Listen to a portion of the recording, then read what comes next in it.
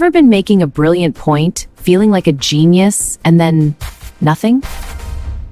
Inside your brain, there's a command center, and the operator just lost the signal. Sometimes the system just crashes, for no reason. Then a dog walks by outside, and boom, thought hijacked.